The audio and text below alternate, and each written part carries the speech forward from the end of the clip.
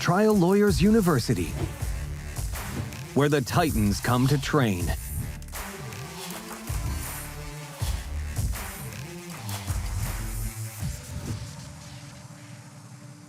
Produced and powered by LawPods.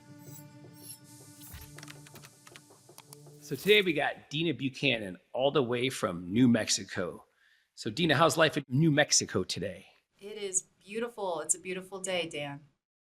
It's a beautiful day here in Vegas too. We're only going to have about another 2 months of these beautiful days, and then it's going to become a sweltering oven as soon as we get to late June, July. But that's the price of living in Vegas. Yeah, So, it doesn't get that hot here, so thankfully, just thank for a few God. days. So Deena, you just got out of trial recently. Yeah. And that's something I'm going to ask you about because you didn't get all the way through trial because you got the policy limits after voir dire, which is ideally what we all want. Yeah, close. It was not quite the whole thing, but it worked out for my client very well. That's what matters. I'm going to talk to you a little bit about that case. Well, actually, what was that case about? So I represented the wrongful death estate of Carolina Hincapie. She was a beautiful young woman, 33 years old. She was in the process of separated from her husband, found a new love. She was moving to Texas. She had gotten a promotion and a transfer with her company. She was moving home so she could be closer with her family, take care of her father who's disabled, and see some old friends, spend time with friends and her cousin Julie, who was like a sister to her. And en route through New Mexico from Colorado to Houston, she was tragically killed by a semi-truck that pulled out in front of her in a dangerous intersection. So the first part of the case, we sued the trucking company and New Mexico Department of Transportation for the intersection. We were able to resolve the case with the trucking company very, very early. And then... Let me interrupt you, though, because I want to talk to you about a bunch of other stuff before we talk about how this trial unfolded, because there was a 6-year journey from being a defense lawyer to getting to this trial. And so I want to talk a little bit about that journey. But the beginning of the journey really starts at some point in your life when somehow you get the big idea that you want to be a lawyer. And so how did that little thought creep into your mind? Well, we have no lawyers in my family, at least in recent history, meaning the last couple hundred years from what I can tell. When I was a kid, I was incredibly curious. I started reading when I was very, very young, like 4. And I always argued with my parents, and not in a naughty way. I was respectful, but I asked them questions. I always wanted to know why. And I never accepted their answers. And I said, that doesn't make sense, or that's not logical, or that's not fair. My poor parents did not know what to do with that, but they started talking about, oh, this one's going to be a lawyer very early in my life, like 8 or 9. And it made sense because I love that stuff. It was predestined from an early age, is what you're saying. Well, it was just my personality. I was very curious, and my poor husband still deals with that today. Well, where did you go to law school? Georgetown. Georgia. That's a pretty good law school. Well, but ask you, where did you grow up, though? Pennsylvania. So my family has been in Pennsylvania since the late 1700s, the Buchanans. And so Western Pennsylvania is where my family's all from, coal mining town. My mom's from actually the city of Pittsburgh, but my dad grew up in the country outside of Pittsburgh. I grew up all over Pennsylvania. So as a small child, I lived outside of Scranton near Bloomsburg. Then we moved to Delaware. Then we moved back to outside of Philly because my dad was a nuclear engineer and he got transferred every few years. So we spent most of our time in Pennsylvania. And then I was back in Pennsylvania for middle school through college. And you went to college where? University of Pittsburgh. Okay. And so at Georgetown, is Georgetown known for producing trial lawyers? Actually, Georgetown has one of the top-rated clinical programs in the country. And so my 3rd year, I took a 10-credit clinic called Law Students in Court, DC Law Students in Court. And it was a clinic with all of those law schools in DC were represented, so 5 law schools. And we would represent people in public housing and civil cases. And we would go to court once a week to do intake, and we would do court once a week to do hearings. And then we had to do office hours, in between all of that to work our cases, meet our clients, and, do pleadings and stuff like that. And then there's also trial advocacy included in that too. Okay. And how did that help you get ready It for your was career? it was really the best introduction to what actually representing real people could have. It was just the best experience that way. I mean, these people were poor. They were living in horrible, horrible conditions. And they were our clients. And we had to go into their homes to do housing inspections, to see if there are housing code violations, to see if we could keep them in their apartment or, counterclaim against the landlord to not only improve their living situation, but also to get them caught up on rent and to keep them in their house. That was our whole goal, was to keep these people housed. And so when you're dealing with, I never thought of myself as coming from a privileged background. My dad was an engineer, did not have a 4-year degree. My mom didn't have a 4-year degree. I mean, we always grew up pretty frugal, middle class. But then I realized the extent of my privilege when I got to meet these people and go into their homes. And so, it made me feel so good when I actually had a trial my third year of law school in the clinic, and I got to keep this man in his home, and we won everything we asked for. It just taught me so much about the humans that we can serve, the good that we can do, and how we can use our law degree. And I know people wouldn't expect that coming from Georgetown, but it's actually something that they've had for a long, long time. And it was the best part of my education. So, Deena, you get this practical experience to this clinic and law school. Now I'm going to talk to you about your professional journey. So when you first get out of law school, where do you get your first opportunity to practice law?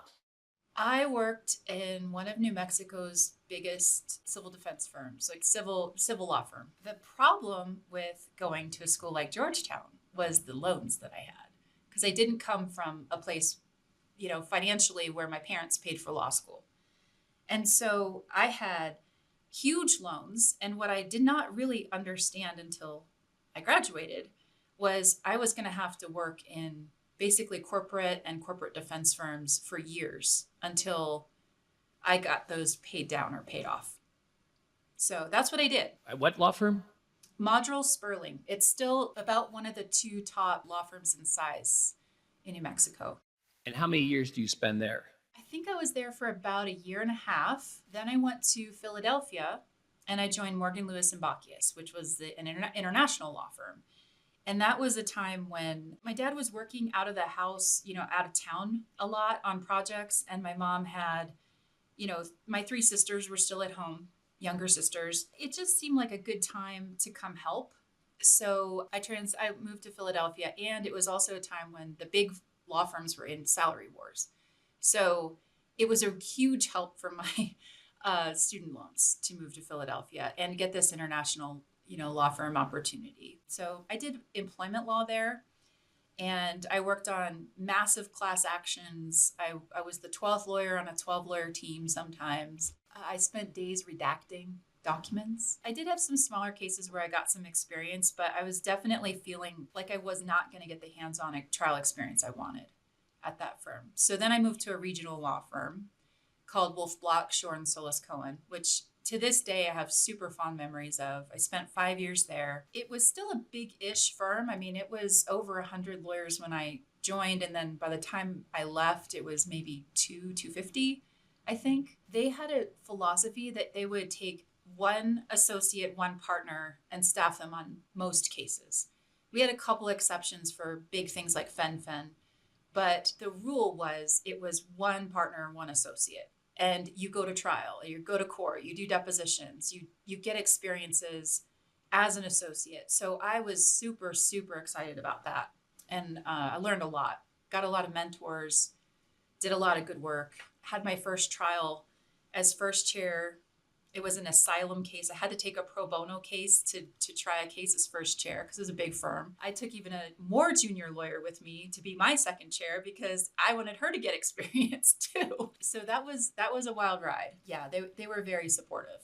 So I got a lot of good experience there. And how many years do you spend there? 5 years.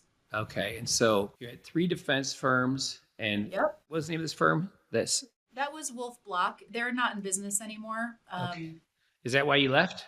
Well, things were heading in that direction for the firm. The only reason I think it broke up was because there was a huge unfunded pension for the partners.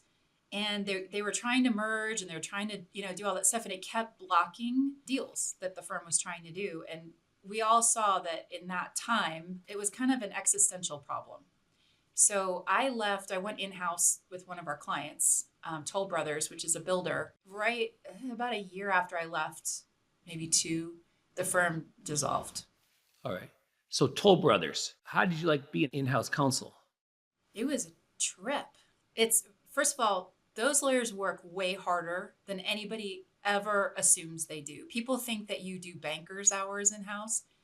Not at my company. It was a lot of travel. I was covering litigation in between 12 and 16 states, depending on how we were dividing things. I was the only employment lawyer in the company ever. It was the first employment lawyer they ever had. Plus I was doing civil litigation, and it was crazy. And it was during the big recession too. So the housing crisis hits, we have canceled contracts like crazy. I'm dealing with that. I'm dealing with employment stuff, layoffs. It was nuts. But again, I got to go to arbitration. I got to go to trial. I got to do a ton of mediations. I got to do a lot of things all over the country. So that was really fun. But when I was going to have my second child, I realized that I just had to be home more.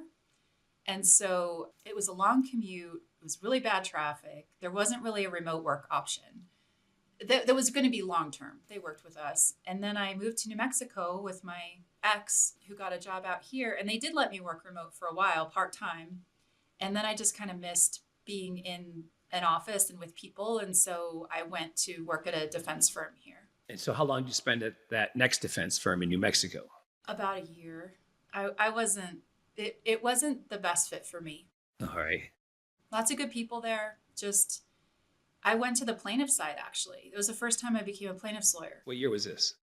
This was 2009. 2009. It was 2009 and 2010. So it might have even been, I think that's about what it was. 2009 to about 2011, I was with a firm called Will Ferguson and Associates here. I got some great experience. I tried a couple cases, and I really liked it. But then I became a single mom. We got divorced. And so I needed healthcare. I needed stability in my income. And I just wasn't at a place yet where I felt really comfortable doing that. I just got scared. So I went back to, I ultimately went back to defense.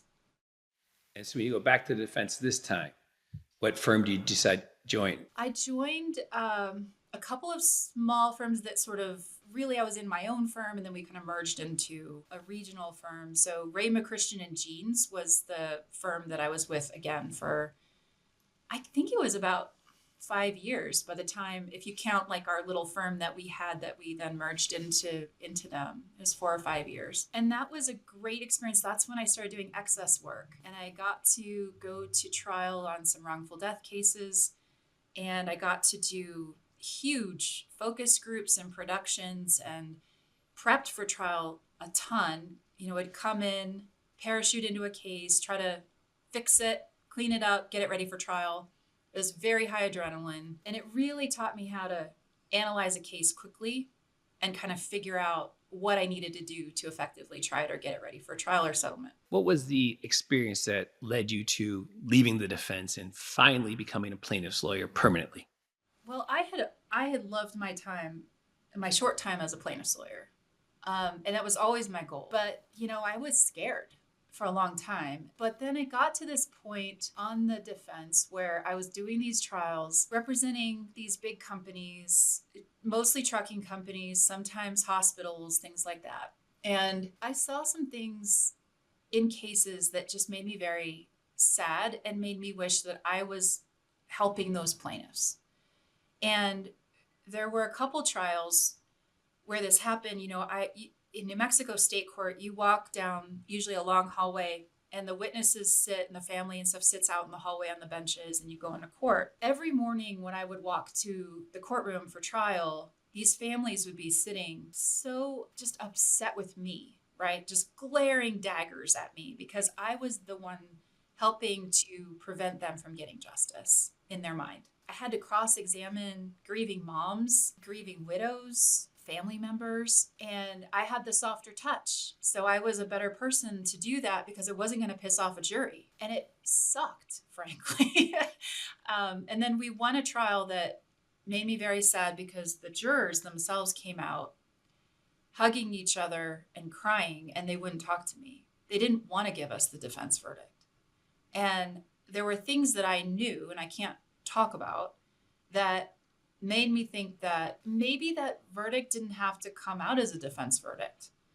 You know, if things had been approached a different way or worked up a different way, maybe that wouldn't have happened. And I don't know. We still had a good defense. But it just made me wish that I could be on the plaintiff's side trying to make a difference. So that's what got me at the end. I just couldn't do it anymore. I can't imagine you've done it for 20 years. That's amazing. I had so many cycles of burnout and wanting to not even be a lawyer anymore.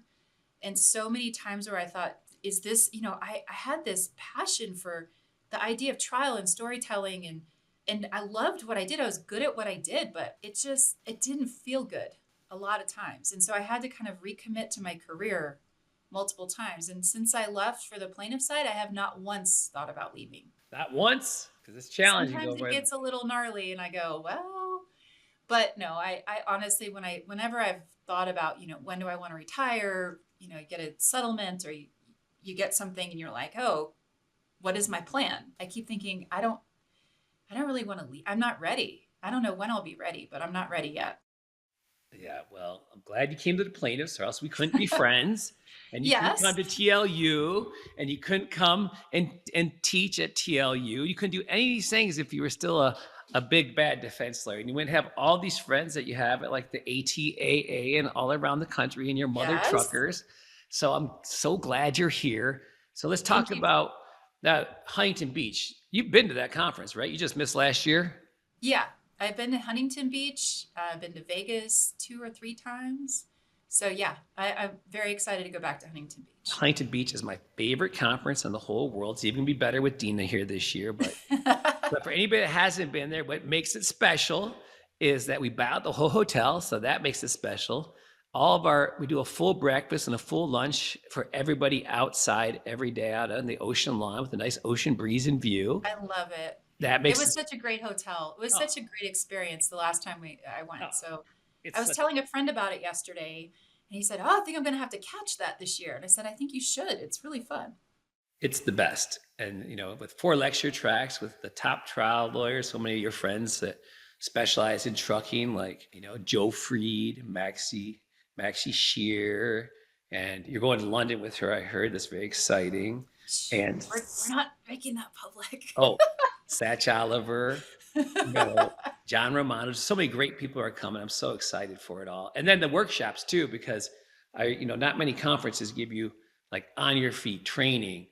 And that's what I think is so important. I mean, it's great to get the strategy, but getting on your feet, experiencing the nerves, the anxiety, that it's amazing. I mean, I'm always amazed at how much anxiety people that are lawyers experience when they get up, even in front of their peers. I mean, Yeah. my buddy Mike Karp was right here over the last 4 days, and we were working on this road defect case that he's got trial going in Fresno, California in like a month and a half.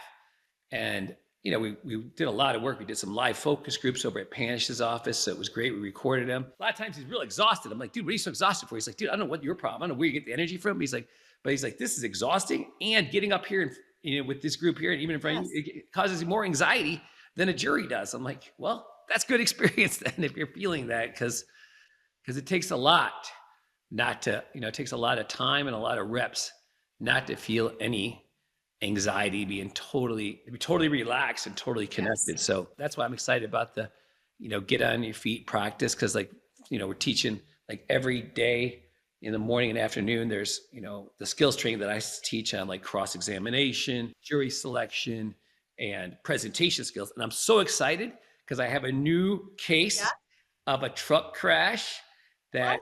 yes, there's a new story. It's a truck crossing onto an So on we're ramp. not going to have the all over No more tanning salon story. But you know, it's a motorcycle crashing, and there's a video of it too from inside the truck cab. So you can actually, and then photos of all the scenes and stuff. So people are going to really be able to picture and imagine it so much more easily than they could before, because, most people have never been in a tanning salon. And so, and so you're going to learn all the skills of connection, the eye contact, the hand movements, the voice control, the glance control, the emotional state control, especially the emotional state control, because, with the wrongful death, when the guy realizes he killed somebody, what that must feel like, right? Or the cop is out there, looking at the deceased person. So, setting up the scene of the roadway and stuff. I'm really stoked about it, because I'm doing the boot camp with Satch Oliver and John Romano, at the beginning of April. And so, I'm gonna have to come do that with you at some point, and I can give some tips and tricks too, because that's maybe in Huntington Beach, if you should do the presentation skills with Giorgio on this trucking case, because it's like once you really are able to make vehicles move and people get up and walk and like use the area in front of you as like an understanding how you're using the scene, and the lefts have to stage left, stage right, and things moving in between. It's just a different world. It's exactly how Kate Harvey Lee and I were gonna approach our trial that we almost did in December. We were just a couple of days from trial in that case, and that's exactly what we were doing. We were setting the scene because it was dark. It was on the side of I-40, and we were going to tell it from the perspective of some of the eyewitnesses that were there and the first responders. And it was going to be amazing, but it was so amazing, they offered you too much money not to show the amazing story to the jury. Which is a good, which is always not. That's what happens in these cases. So not all the time, though. One time that we're talking about. But we get ready, because we know that if you don't get ready, you're going to go to trial. That's a disaster. That's a disaster at trial. And so I think about trial from day one when a case walks into my door. My team actually makes fun of me for this. Deena, you're talking about trial all the time. Most of the cases settle. Why do you talk about trial? We don't have to go to trial. I'm like, actually, if you're not in the trial mindset from the day the case comes in, and you're not thinking about prepping, the case is going to go to trial. You're not going to be prepared. You're not going to get a good result. And your overall standing with all of the insurance companies you ever come up against is now going to take a huge hit. So you don't want that. You don't want that for your career. You don't want that for your client. It's a bad, bad habit that people, get into. The highlight of TLU for me was having the opportunity to network with attorneys from out of state. TLU has been amazing. I'm so glad I came. It was one of the most inspiring events I've been to. Great networking, great food. It's been amazing. I can't wait for next year. So speaking of Huntington Beach, Deena, what's your favorite part of TLU Huntington Beach? The karaoke party? No. No, because we have theme parties every night with live band karaoke. Because this year we're going to have a Elvis and Marilyn party, and we're going to have a 70s disco party, and we're going to have a Mardi Gras party. I love that stuff because, because we're all here, if we just synthesize it down to the bare bones, we're all here to make more money, right? If there wasn't a good opportunity, if you're not thinking I'm going to make more money by going to this conference, well, you might go to Europe for vacation instead of to TLU Beach. But, we make more money by becoming better at our skills, and people are going to get way better at their skills. Like Ben Rabinowitz is teaching a one-day master class on cross-examining experts. He taught it in Vegas and New York, and it was like wildly well received. I went to a cross-examination workshop in Vegas 2 years ago. It wasn't with Ben, though. Ben's a little bit different. But it was great. Yep. It was great. And then Nick Rowley's teaching a one-day TBI master class for a small group of people. And then Ben is doing a voir dire with a live focus group on wrongful death cases. And Nick's going to do one on TBI cases. And, there's going to be, Ben Cloward's doing a master class on negligent security. Randy McGinn from your neck of the woods, she's going to come and she's going to teach. Rahul Ravapudi. Dudley Nebosier.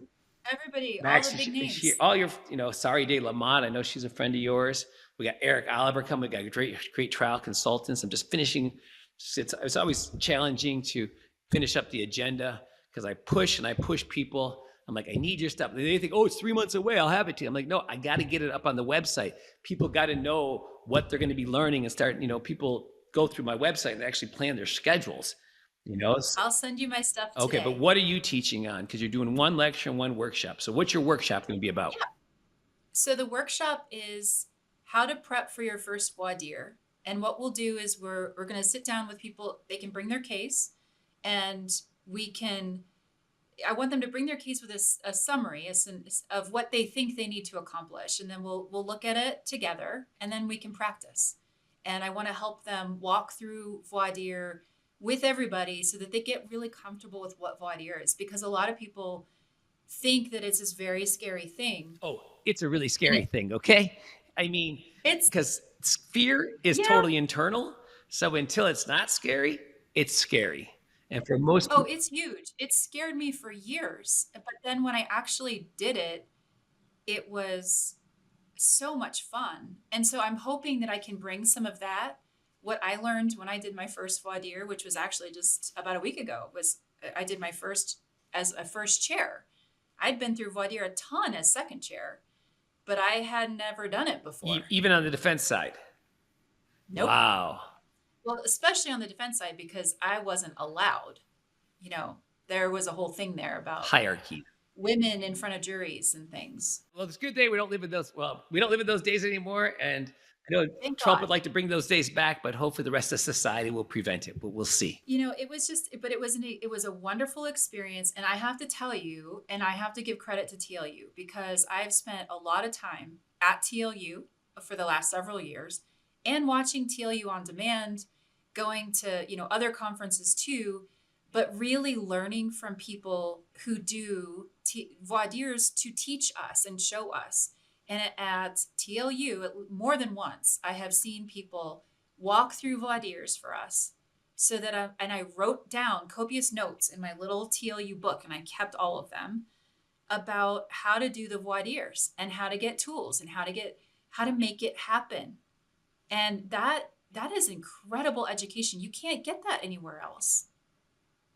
So thank you. Well, you're welcome. I'm glad, because nothing makes my little heart warm more than when people come and put their hearts and souls into their cases and into themselves, and training them, teaching themselves, and to have, utilize the resources that we've created over the last 5 years to help them find justice for their clients and for themselves. Because, if you're, it's your case and your client suffers an injustice, it's traumatic. I mean, it's debilitating, And your boot camp actually was the first time I ever did a voir dire, but that wasn't in trial. Right. We practiced voir dire, and so I got the rhythm of it and the hang of it. So when I had to do it, that plus the sessions I went to, stuff I looked up, stuff I watched, sometimes, and this is such a nerd thing, I will play TLU on demand in the background while I'm prepping for a 30B6 or a deposition of some sort or an opening or whatever, because I just kind of absorb it in the background. Probably have already heard these things, may have even done these things before, but it's just great to hear someone out there saying, yep, you're doing the right thing. Oh, here's this idea that's great. It's just like you've got friends and support in that community. It just makes everybody better. And so you have to practice in the deposition. You practice in motion hearings. You practice at the grocery store. That's why you have a family. You practice on them. You have to keep the skill up or it erodes. It's simple as that.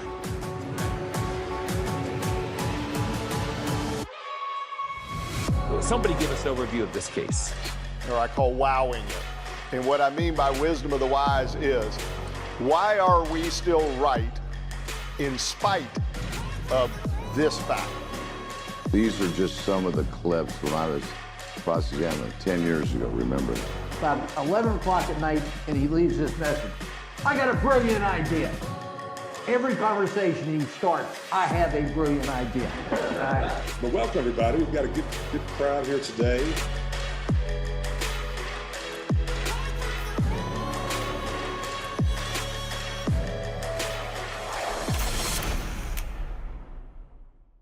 So you did my boot camp a couple of years ago, and so you had a little bit of a hiatus between, really develop, because like the skills that we teach at, boot camp, the eye contact, the emotional state control, the hand movement, the voice control, the glance control, getting people to look. I mean, I'm not, I've been to a lot of trial programs, but none of them teach that stuff that I'm aware of. Right. And so how did the experience you had Just by the way, we're way more advanced than we were when you did the program. Just want you to know I that. heard you've said. Well, yeah, not just you're change the working on story, but every- like as far as like helping people really learn the skills and the meetups we have beforehand to really, Sure. get people a good framework. So when they get here, they're not like, what the hell is all this about? So they understand it and they get to start getting the muscle memory and movement.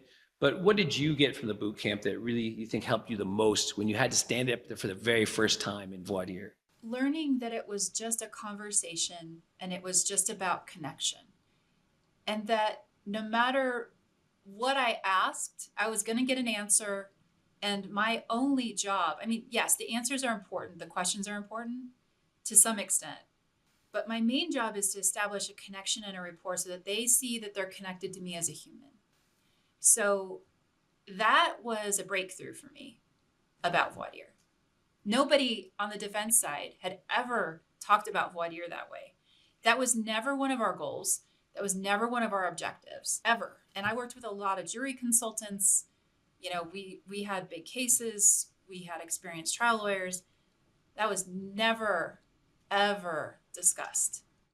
When I had the opportunity, because before Trial Lawyers University, there was a Trojan Horse method, and that was started because I really wanted to, learn. I really wanted to. I didn't get to, into this plaintiff's world until I was 45 years old, and Right. that's pretty old to start a new career. About when I started my firm too. Right, and but like I didn't have any background in civil litigation, and so I had to like figure out like how to, biohack the trial lawyer, and that was my first attempt at it. But because of the pandemic, I only had because I was trying to figure out the presentation, connection stuff. But during the pandemic, with an opportunity to study and just interview and actually become friends with so many great trial lawyers to really try to understand what are these people doing to get these 8-figure verdicts consistently, or even 7-figure verdicts. I mean, for God's sakes, you get more than medical bills by any significant amount, you're doing something special. Yes. And what I recognized was that every great trial lawyer, as soon as they walk past that door of the threshold, as soon as they get out of the car when they're in court at the courthouse, the one thing they're thinking about is that jury and their connection with that jury. Yep. And that's the whole game is, the connection. Because people, if they like you, they want you to win.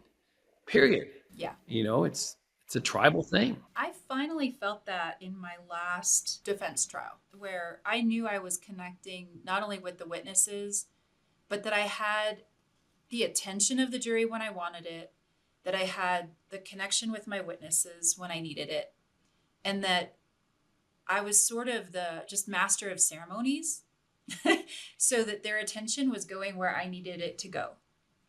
And it was this very powerful thing. I'd had it a little bit in trials before. I had these moments, but it was that last trial where I really felt that I could be the director of the story, but it was all based on my connection with every person that I had to connect with. And that just happened. And then when I became a plaintiff's lawyer, I realized that that's where I should have been the whole time, because that's what it's all about. And it made it so much easier. So, yeah. So you've been a plaintiff's lawyer for 6 years, and you finally got your first voir dire. I And did. so it was a wrongful death case. And so give us a little bit about it. Your client had just recently separated from her husband, found a new love, Yep. was moving from Colorado to Texas, and was killed by a truck on the way. Yeah. And so you settled with, you resolved it with the truck company pretty quickly, Yeah. I assume for their policy limits. And Well, for a lot. well, I can't talk. about- I'd never talk about it. But hopefully, but then you end up in trial with a lot. It took care of the family. Right. That's all.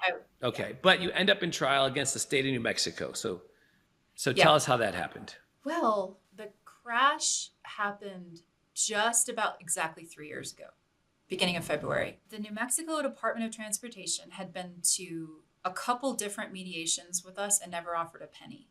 Then they asked for a third mediation, and they still made it clear. We said, well, fine, are you going to bring something? Are you going to bring the cap? Because otherwise, why are we even here? The cap is fairly low. What's the cap? How much? The cap in gross is just over $1 million for all parties. So for both her passenger and for her wrongful death cap was $300,000. And the cap for anybody with medical bills and things that are substantial, it's $750, basically, in a nutshell. So we thought they'd offer something. And we asked them to fix the intersection, and we asked for some acknowledgement of responsibility because we just didn't want it to happen again. It was a very dangerous intersection, in my opinion. I've driven it. I've been confused at it myself. Every time I've driven through, I've gone a slightly different way because of the way the road splits in this very unexpected way as it merges onto another highway. And so there weren't warning signs, there weren't stop ahead, there weren't reduce speed, intersection, this is what you're gonna have to do. And so this brand new truck driver did not know what to do, didn't know a stop was coming until too late. He saw it, it was too late. He tried to start braking. He ended up like a wall across the highway. My client couldn't do anything. She was going the speed limit. So anyway, they didn't accept the responsibility. They said, it's all the trucking company. It's this young driver. He must have been texting. Well, we took his deposition and he wasn't texting. He was listening to instructions on his GPS, on his console. So he was getting audible cues giving him directions. And he was looking straight ahead and he never saw the stop sign. And the paint on the highway that said stop ahead was completely worn off. You had to stare to see that it had been there. It was really confusing because they didn't do discovery. They didn't take my client's depositions. They didn't take the co-plaintiff's deposition. They didn't take his doctor's depositions. And he was massively injured. He was represented by Randy McGinn's firm. Mike Sievers and Alicia Montoya did a great job representing him. Is their client still alive? Their client is still alive. He has a very significant brain injury. He's had significant physical injuries. He has a metal arm, basically. The inside of one of his arms is basically all metal. We had this big case and we had pretty clear, decent depositions. I thought it was clear liability. Never offered a penny. And that's how we ended up at trial. That'll get you there. And so tell us about, what did you have to overcome to get to that first voir dire? I mean, what was holding you back? Fear, but throughout my career, I was just never put in a first chair role at trial. And I talked to my partners about this. I was a managing partner for New Mexico in my last firm. And so I was, running teams and running litigation and doing all the things, doing all the depots.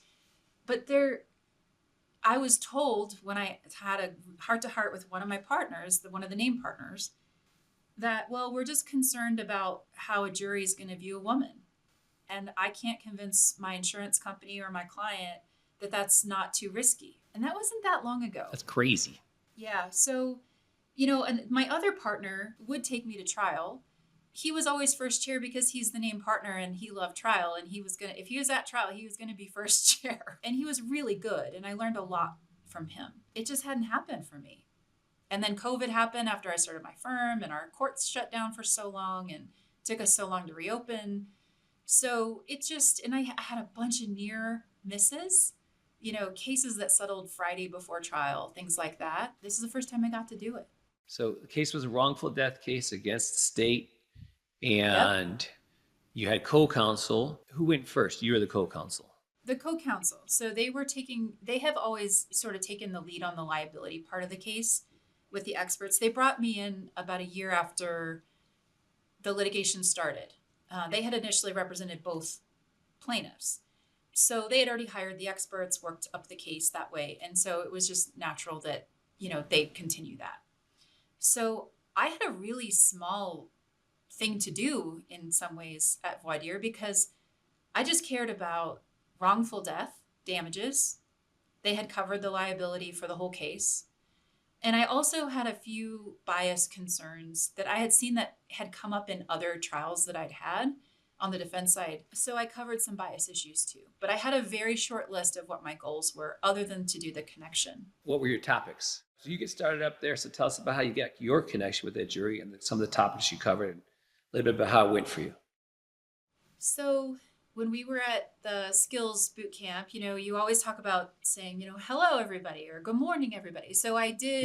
With a warm face, not a big goofy smile, just a slightly warm face. No, just, I said, thank you, everybody, because, they were all paying attention.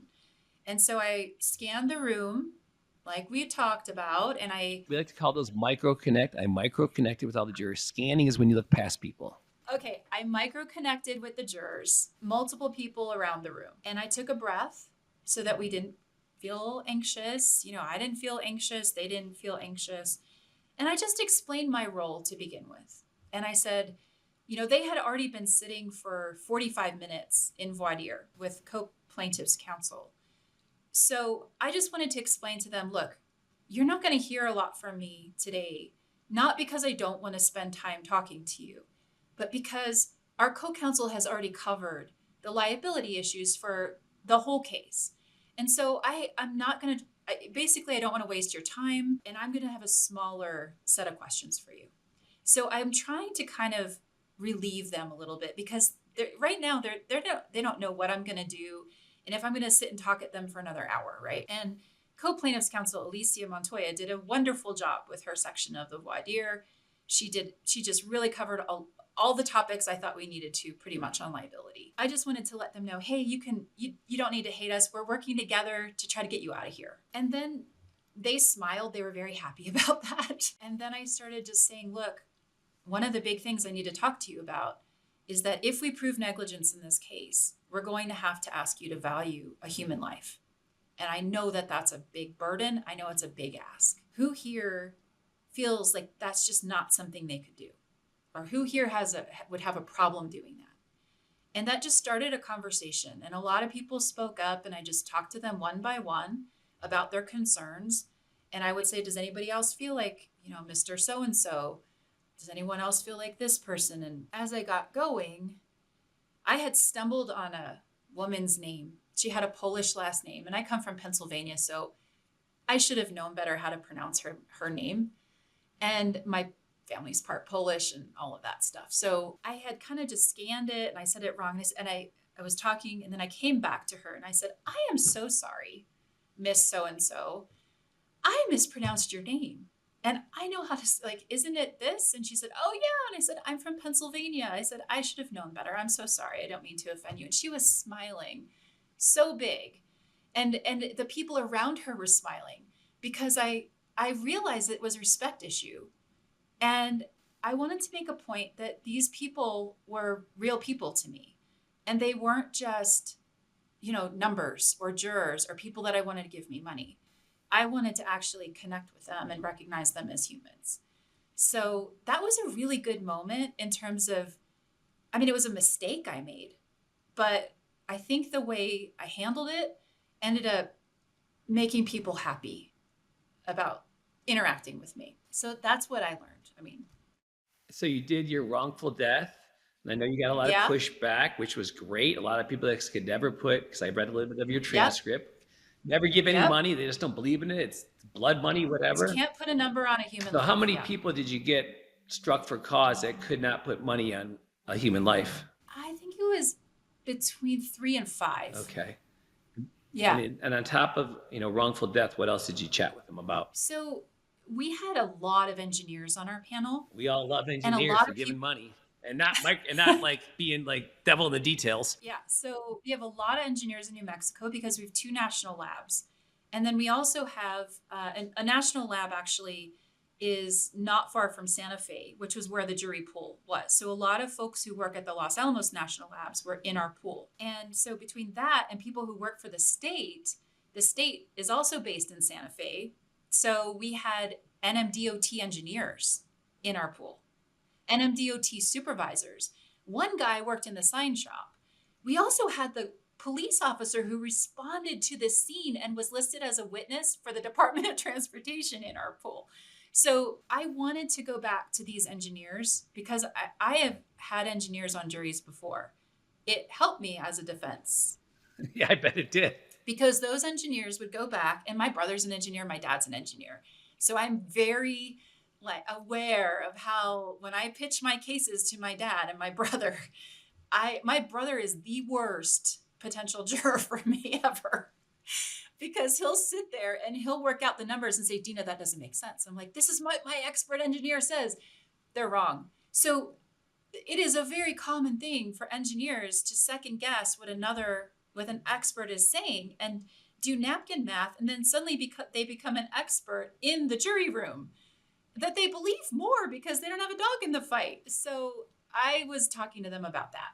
There was an architect and a engineer who were still in the top 30 in our pool. So they were very much in play for our panel. And so I asked them about, could you set aside your training and knowledge and actually just listen to what the evidence is and what our experts say? And one of them said no. So we got her struck for cause. And the one that didn't say no, she meant no, or he meant no. She meant no. She was not. No, I'm just saying, like, how can people say that? Like, they're so wired for that. That's like an insurance adjuster setting aside everything they know about adjustments and premiums and all that stuff to give your client a fair value. Yeah, they could say it, but it's pretty unlikely, I would guess. Yeah, and the engineer said, he wasn't willing to.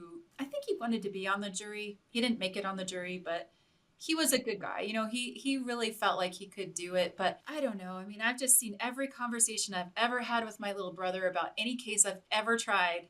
And he just has his own opinion, and it doesn't matter what my experts say or what the side, nothing. He's like, nope, Deena, I don't believe that. It just depends. And I got to be convinced, and I'm not convinced. Okay. So how long did your voir dire go on for? How long did you get to voir dire for? It was like 15, 20 minutes. And you had to talk to how many people in that amount of time? 70. That's not possible. Because we'd already had 45 minutes. Right. That the co-plaintiff counsel had. So to prepare for this, backing up 2 weeks before, I've got their juror questionnaires. I've created a spreadsheet that's color-coded by yes, maybe, no, 3 colors, with all of the demographic information from the stuff, all the questions I need to talk to them about. And if they hadn't been hit on, that was what was left for me. So I had my list of things. And to the extent that Alicia had covered it, it was, slowly whittling down the stuff that I needed to do. But I was not just listening. I was watching the panel, as was my partner and my paralegal, while it was all going on. And we had these master sheets of this reaction, this reaction, this reaction. So I knew that I had to talk to about 5 or 10 people that I needed to hear more from. And I made sure that I accomplished that by the time I got up. So you get through voir dire, and tell us how the case ends up resolving. So it was kind of a shocker, honestly. The first settlement offer that was ever made in this case was the Friday before trial. And it was a joint, fairly lowball offer. And it was just, hey, we have this money. You guys can divide it amongst yourselves. So it wasn't really an offer to me. It wasn't an offer to them. It was just here. And so my client directed me to write back, and I did. And it was, look, we've never gotten a number. And there was a time when you could have settled with my client for something in that range. So just letting you know. And I really didn't ask for a number. I just kind of said this because my client wanted me to do that. They responded. Then they tell the judge on our break during voir dire, we're in settlement negotiations with the estate. And I was like, what? I mean, this is a shock because I hadn't heard anything back. I hadn't given them a number either, but he told me on the break directly, I have talked to my client and my phone is blowing up, and I suspect it's because we're going to get you a number. And I said, well, if you give me a number, I have to give it to my client. But I said, I'm not hopeful, just so you know. I really have no faith in this happening, but it was weird. So we went back to the war room after jury selection, and within an hour, he called me with a number, and I called my client, and he was, generally open to that range. And, we negotiated a little bit more and settled the case in the next 5 minutes. Great. Can you tell us what the number is? I mean, it's a public entity. I don't want to right now. Oh, you're so difficult. All right. I'm sorry. It's not a big number. I mean, well, I know the cap's 300, so we know it has to be. It was under 300,000, and Deena, I ain't too bright, but even I figured that one out. It was under 300. The cap was 300. You didn't get the entire amount. It was between 2 and 3, and it basically was when we looked at the cost that we're looking at for the rest of the week for trial that would have been added on to the number.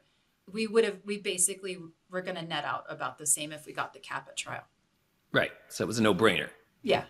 You got what you needed to be done. Yeah. And I just don't think my client would be comfortable with me talking about it. So okay. Normally I love sharing numbers, but this family's very private. So Fair enough. Fair enough. So, Deena, you've been doing this now for what, 26 years? How long have you been a lawyer? 1998. So Yeah, 27, 26, Yeah. 27. So out of all these years, what would you say is your proudest professional moment? oh geez, that changes all the time. That's good. It means you're getting better. You know, I in December was involved in resolving 2 cases. One was for a very lovely little girl. One was for kind of an elderly man. And they were both heartbreaking cases, but the total settlement was multiple 8 figures. I was so proud. First of all, I had made connections with the people, the friends that actually brought me into those cases or got me referred the cases or did the cases with me in one of the instances, but also that I had come so far in those 6 years that I was able to help people on that scale. And they were not easy cases. The medicine was difficult in both cases, but it was this amazing amount of peace kind of fell over me because I thought, I'm gonna be okay. You know, the first 6 years of the law firm over pandemic, lots of ups and downs with income, cases, flow, intake, all that stuff. But when that happened in December, I kind of knew I was going to be okay. So I'm very proud of that because I didn't start out with a single case when I switched sides. Yeah. I mean, it's not like you left a plaintiff's firm and had 30 cases with you. No. Or you had a network, a little bit of network, maybe a plaintiff's lawyer, but not a community. Because now you have a community between, Trial Lawyers University, but I know you're very active with the, Academy of Truck Accident Attorneys and our friends, Joe Freed, Satch Albert, and on and on. So, and I know you're part of the Mother Truckers. So we'll give the Mother Truckers a shout out. Yeah. But what's the Mother Truckers about? So, First, are you allowed to talk about the Mother Truckers? Yes, I'm allowed to talk about societies. Okay. All right. There's no secret handshake, or at least they haven't told me if there is. They haven't let me on the secret. Okay, go ahead. The Mother Truckers. So the Mother Truckers were founded by my friend Christy Childers. And Christy's coming to TLU and doing her damages house. She has a new book on trial guides. I only have celebrity. You're amazing. You made the cut without having a book. My goodness, Satch Albert's got depositions, our trial. He's teaching about. Joe Freed has got his manual of all things trucking. Michael Cowan, he's got Big Rig Justice. So I'll write a book. Fine. My mother's been bugging me to write a book for years. See that? The Life and Times of Deena Buchanan. Go on. A little girl from Pennsylvania. Well, the Mother Truckers started as part of ATAA, associated with the Women's Caucus, as a rally event that the Women's Caucus put on, and now it's separate entity. So Christy Childers runs it, and every year we get together and we either drive tractor trailers or we do something with adrenaline or with fear. Usually there's some programming about those kinds of things or like presentation in courtroom. We had a voice coach come one time. I haven't been invited yet, so I'm a little hurt, but I assume my invitation might have still got lost in the mail. Whenever I don't get invited to something, I just assume my invitation got lost somewhere. And my friend, if you want to be a Mother Trucker, I'll tell Christy you're interested. Well, you only let women present? No, because we've had Michael Leeserman present. We've had Joe Freed. And I'm very sensitive, by the way. Yeah, okay. So the next one's in Florida, and it's swimming with sharks. So in May. Well, that'll be a good adrenaline rush. Are you going? I don't know. It's over my husband's birthday, so I'm trying to figure out if I have enough capital in the relationship right now. In the relationship to leave him on his birthday. So, Deena, as far as this, I asked you about what was your proudest moment, but what thing do you regret, or what would you change about your career? So, I often tell myself that I should have gone to the plaintiff side many years ago, and I often wonder if I should have started my firm a long time ago. But every time I really think about it, I also realize that I wouldn't have gotten all the experiences that I did that kind of make me the person I am today with the knowledge and experiences that help me every day. So, I wish I would have done this stuff earlier, but I also know that everything kind of happens for a reason, and I'm okay with it. I've made peace with that. Although I look back and I look at my retirement and I look at all these things. This is your journey. Oh, okay. Kind of feel that way too, because I didn't get over to the plaintiff side until I was 45, and I lived in Michigan until then. And I think about, God, wasted my 20 years of my prime life grinding away in little tiny courtrooms on DUIs and domestic violence and retail frauds, and occasionally a attempted murder or a kidnapping, something a little more juicy, but Yeah. still all those years. But then I'm also, I'm very happy with where my life and career is now. And I am resigned to the fact that this is my journey. That was my journey. Yeah. And, and part of my, purpose and mission is to help other people that are on their journey, because this is not an easy thing to become a trial lawyer. No. And to become become a great trial lawyer is, It's very hard. It's very challenging. There's so much to learn. I mean, you got to learn strategy. You got to learn presentation. You got to get cases that, that are good, that are worth working on around the clock. I mean, It's hard. It's hard. It's definitely hard. So let me ask you, you finally started your own firm, you said 6 years ago. Yeah. So what was the most challenging parts of doing that? Well, I had no cases when I started. So I had to figure out how I could make money. I started doing some hourly work, like business litigation stuff, which was not what I really wanted to do, but it paid the bills for a little while. And then about 2 years in, I think I kind of shut that down and just really focused on just contingency work.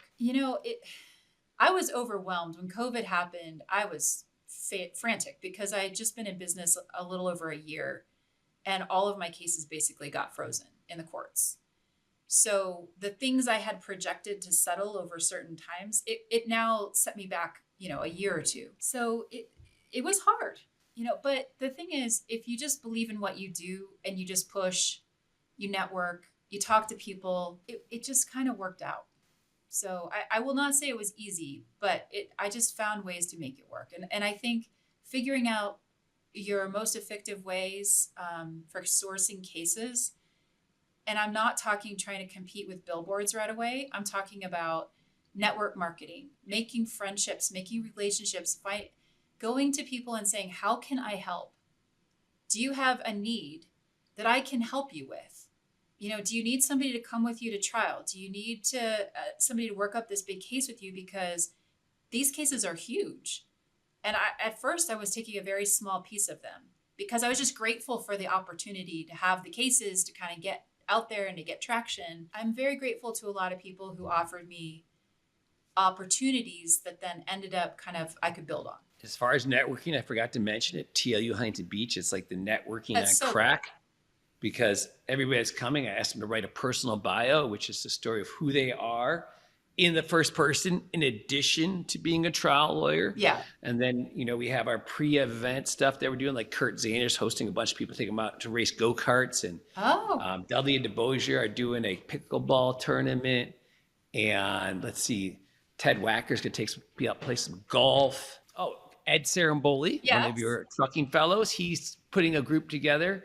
And they're going to do surf lessons on Tuesday, June 3rd on the afternoon. So people want to come in the day before and get some. And Ed's going to actually host surf lessons, every morning at like 6 a.m. What? Before, yeah, it will be fun. It'd be so much fun. Oh, and then I love the full that breakfast. option. So. The lunches, the parties, and then even the after hours, because because we take over the whole hotel now, so we are able to do like a gaming lounge every night and have a hosted, an open bar and ping pong tables and a DJ. So it's super. Yeah, it's like the networking's great. And then having everybody in the same hotel, the networking is fantastic. So a bit of advice. So people that are thinking about starting their own shows and, their own programs, but haven't because of fear, what little sliver of advice would you give them? Well, the first thing I did was I skied for 3 months to conquer my fear. And people thought I was being nuts. Like, people from my old firm did not understand why Deena was just off skiing. You're like Forrest Gump running across the country. But I had fear. I had a lot of things holding myself back over the years. Anxiety, fear of failure, mostly because I'm kind of a perfectionist. So I also had some fears with skiing because I'd had a bad ski accident in Taos about 20 years ago. I just decided to conquer it. And if I could conquer those black diamonds, I could conquer that stuff in court. And if I could know how to conquer that panic on the mountain, I could conquer it in court. And I have never felt more comfortable short story, getting over that fear, both running a business, making difficult decisions, pivoting when I needed to, getting ready for trial, speaking in front of a ton of people, putting myself out there. All of it comes back to conquering that fear and knowing that you can just step by step, breath by breath, you get through it. And, if you look back at your whole life, you look at the evidence of what you've been able to accomplish and whether you've really failed, if you've ever really applied yourself to anything. And if that answer is no, or the answer is mostly no, then the evidence that you need to tell your brain is, I don't have to fail at this. I can succeed. So, and the chances are I will, because that's what I usually do. So there was a lot of that happened my first 3 months before I really officially opened. And I got myself into the headspace, and I have not turned back. All right. Speaking of you being a skier, we do a ski boot camp once a year up in Lake Tahoe that you've missed out on the last 4 years. It all started because my buddy Nick Raleigh, he's like, hey man, you should run a fundraiser to raise money to help reform the med-mal laws in California. And if you do it, I'll let you use my big ass mansion in Montana. I'm like, what resort are you going to?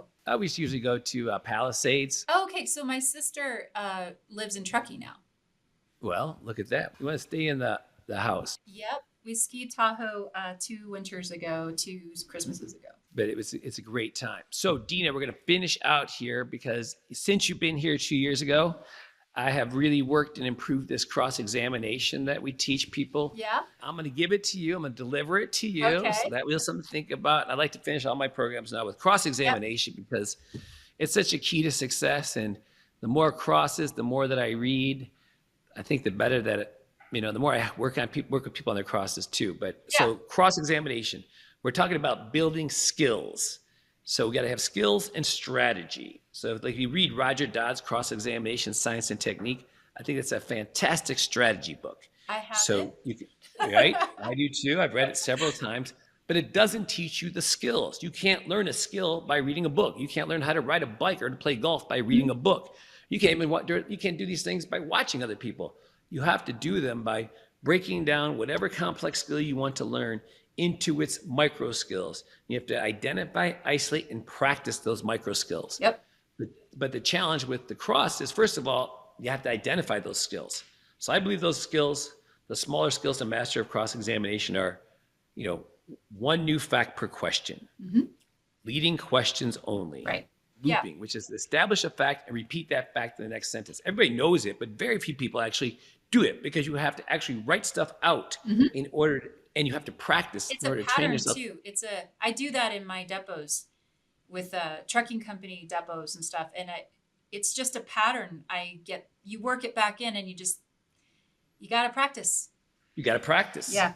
So from there, dropping the taglines like right, correct, isn't it true, true. Or if you have to use the tagline, either for your own personal comfort or because the judge forces you to, if you just leave a little gap of time in between the statement and the true, I think it's much more effective. It's the difference between, doctor, you're board certified, true, and doctor, you're board certified, true. So now the doctor understands the question, the jury understands it penetrates their mind, and then the true, and it's either yes or no, right? True or false.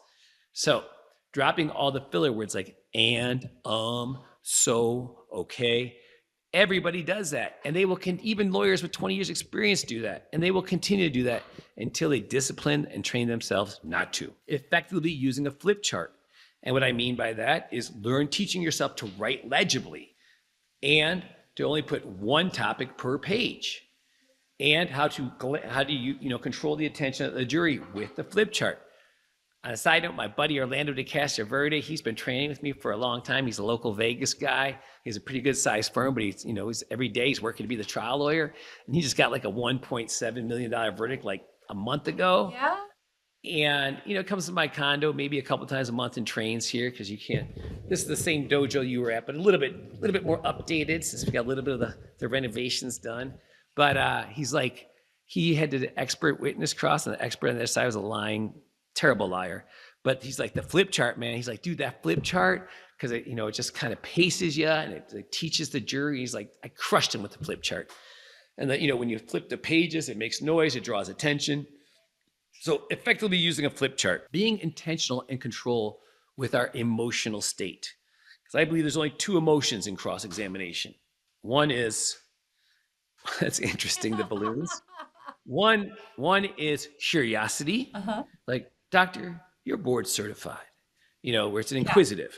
And the other is disappointment. So when you impeach them, when they lie, when they exaggerate, it's just disappointment.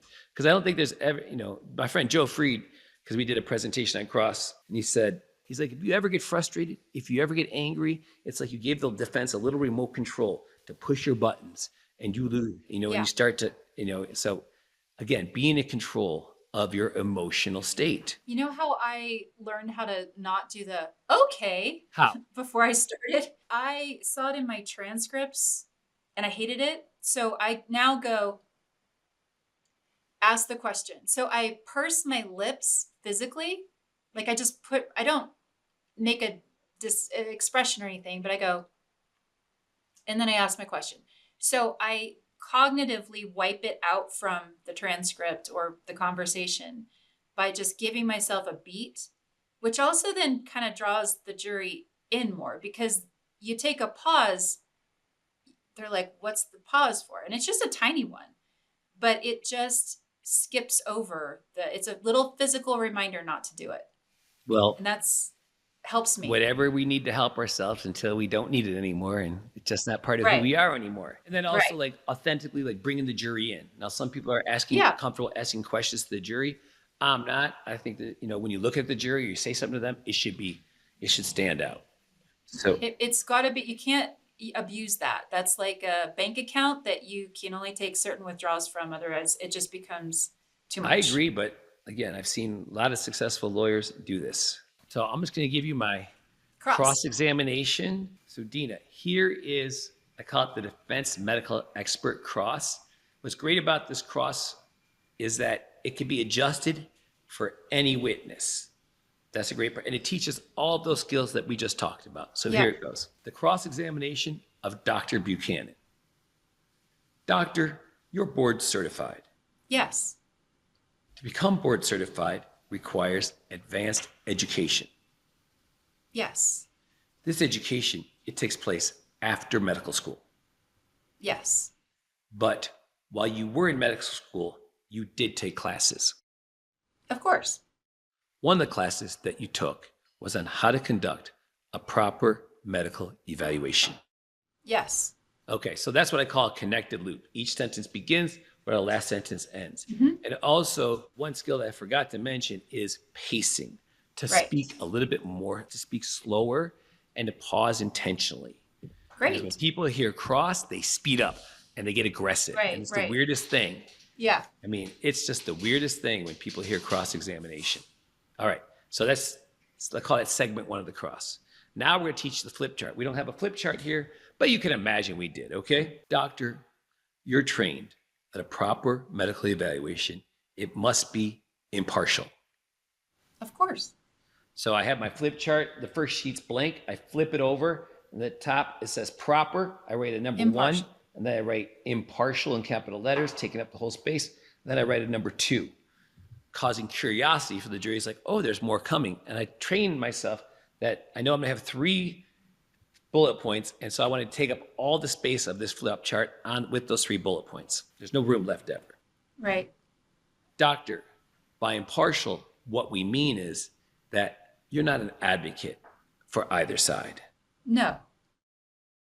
Doctor, you're trained that a proper medical evaluation must not only be impartial. Now, if you're listening, you can't see, but I look over, I'm looking at the board, and I have my hand at impartial, but it must also be objective. Yes.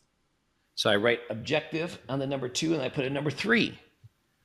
By objective, what we mean is that you don't cherry pick the evidence to support a desired opinion. Correct. Doctor, you're trained that a proper medical evaluation must not only be impartial, and objective. But it must also be complete. Of course. By complete, what we mean is that you consider all relevant information. Yes. Doctor, the opposite of a proper medical evaluation, one that's impartial, objective, and complete. Well, that would be a biased evaluation. Well, no, I wouldn't say biased. I mean, that's a little harsh, Mr. Ambrose. Okay, so time out real quick. So this is the right way. And it doesn't matter what kind of what they say. It doesn't matter. And it doesn't matter what kind of expert you have. Right. Because every expert is supposed to be impartial, objective, and complete. Well, and this is just like what we did at the boot camp. I mean, you had that with the police investigator, the detective. I think you had us do a very similar cross with the impartial, objective, and complete. I recognize that. Now we're doing it with a doctor, though. So it's more relevant to the civil plaintiff's world. Okay? No, I love it. I love the adaptation, honestly. It's right. great. And we're getting to define these terms because impartial means something different in a courtroom with an expert and a plaintiff's lawyer than it does on a basketball court. Absolutely. And objective means something different in a scientific experiment as it does in a courtroom. And complete means something. I love the modifications, Dan. No, I think but it's great. I'm very happy with these because like Panish, I showed Panish. He showed me some of his transcripts from both deposition and trial. And he's like, I call this the Ambrose chapter. I'm like, I'm so honored. And so that's the right way. So now we go to the wrong way, which is the bias. So I flip the sheet over, makes a lot of noise, draws attention, and it says biased on it, right? And I say, doctor, you're trained and you know that there are certain risks associated with a paid expert's choice to conduct a biased medical evaluation. So I stopped this from doctor, you're trained, so you're trained and you know. So it's like this, everybody knows this. Like you can't deny this anymore because, you know, from your experiences, you know this, right? So it's a stepping move. Mm-hmm. And so you say, yes. So one of those risks is that the jury could be misinformed about the patient's condition. Well, I guess. So that's then true. One of those risks, and then you turn to the jury, that the jury could be misinformed. So that should be delivered to the jury because it's like, hey, look out for being misinformed about the patient's condition. Then I write number one, misinformed, and then number two, doctor, you're trained and you know that if a paid expert chooses to conduct a biased medical evaluation, not only could the jury be misinformed about the patient's condition, but they could also be misled as to the extent of the patient's injuries. Right. So then I write misled, I put that on board, and I put number three. So you can see what's happening. Misinformed, misled. So that's stepping. And now what's worse than being misinformed and being misled? Doctor, you're trained and you know that if a paid expert chooses to conduct a biased medical evaluation, not only could our jury be misinformed about the patient's condition and misled as to the extent of the patient's injuries, but perhaps worst of all, they could be deceived into undervaluing the human harms and suffering that were caused. Yeah, I never thought about it like that, Mr. Ambrose. Well, I'm glad you finally have, doctor. Maybe you find a better way to live with yourself. So then I write deceived on the board. So it's misinformed, misled, and deceived, right? So that's stepping. Because if you look at the expert, when you first stand up there, the jury likes him. Of course he's likable or she's likable. Yeah. They don't hire assholes to be on the defense. It's like they don't hire the best and the brightest. It's like Fox News and the White House. They hire people that look good, that can, that are articulate. Actual knowledge, forget about that. It's true. So then we get to the conclusion, which is, doctor, here's my question. So let me ask you this. That's called a refocusing move, like squirrel. I suggest that every chapter, because I've subscribed to the chapter method taught by Dodd, that when you get to the goal point, you say, doctor, let me ask you this question. Let me ask you this question, right? Refocus move. On December 20th, 2022, you had a choice to make. So tell us all, what did you choose to do? So that's an intentionally ambiguous question that any expert worth their salt is gonna be like, what do you mean? I don't even understand. Yeah, I don't know. I mean, I just was doing my job. No, but they always say, like, they would normally say, what do you mean, if it's not a clear question, right? So that gives you a chance for practice. We train that so you can practice spontaneous looping. So what I mean is, did you choose to do a proper medical evaluation? Then I get to flip the sheet back over. One that was impartial, objective, and complete, like you were trained to do? Or did you choose to violate your training and conduct a biased evaluation? Then I flip it over, knowing all the risks, right? Awesome. So there's no, and so you can change the risk or like if it's a biomechanics expert. Yeah. So what's the risk of a biased analysis by biomechanics? That the jury could be misinformed about the forces involved in the crash. Yeah. And if they're going to be misinformed, they could be misled about the potential for physical injuries. Yeah. And then if they're going to be misinformed and misled about those things, of course, they're going to be deceived into undervaluing the human harms and suffering that were caused. It's amazing, So, man.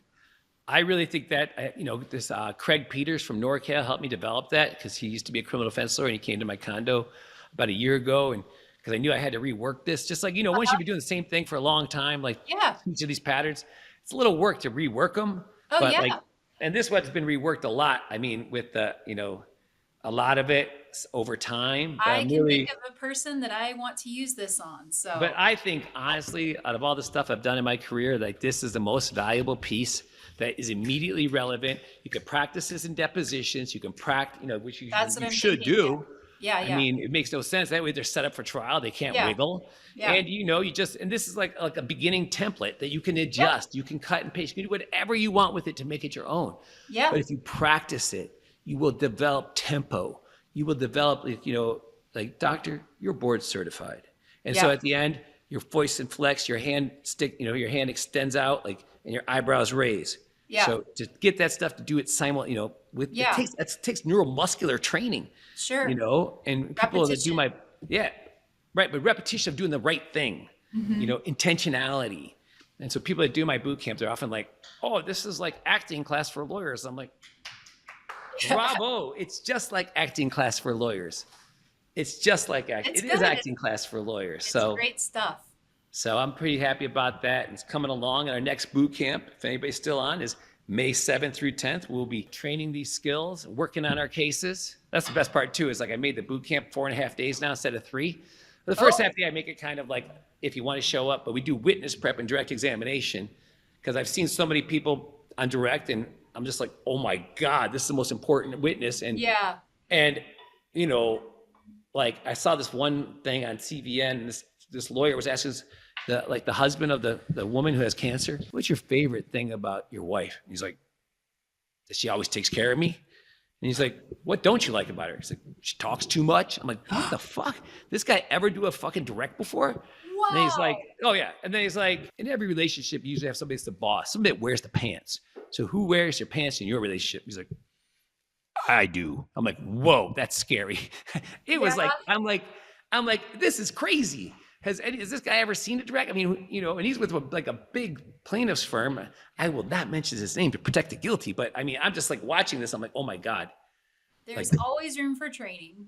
Oh, yes, there is. And so that's what we provide here. All right, Deena Buchanan, it's been great visiting with you. Oh yeah, we got to do, we'll talk about our webinars later because we got to do a couple webinars because you got so much to teach from all those years on the defense. And then now you're just making your mark as a plaintiff's lawyer. So I'm so happy. I am so happy for you because I've known you for what? Probably 4 so more like, and I know, a lot about what you've been through, it's like the fear, the struggle, the self-doubts. I mean, we all go through it to different extents and something we got to fight with every day if you're a human being, huh? It's good stuff, Dan. It's good stuff. It's all good. So thank you so much for the opportunity. It was awesome being on. Thank you. Thanks for visiting, Deena. Take care. Ready to train with the Titans and set records with your verdicts? Register for our live conferences and boot camps at triallawyersuniversity.com. Start getting your reps in before the big event by going to tluondemand.com to gain instant access to live lectures, case analysis, and skills training videos from the trial lawyer champions you love and respect, as well as pleadings, transcripts, PowerPoints, and notes for a roadmap to victory. Join the group that continues to get extraordinary results. Trial Lawyers University, produced and powered by LawPods.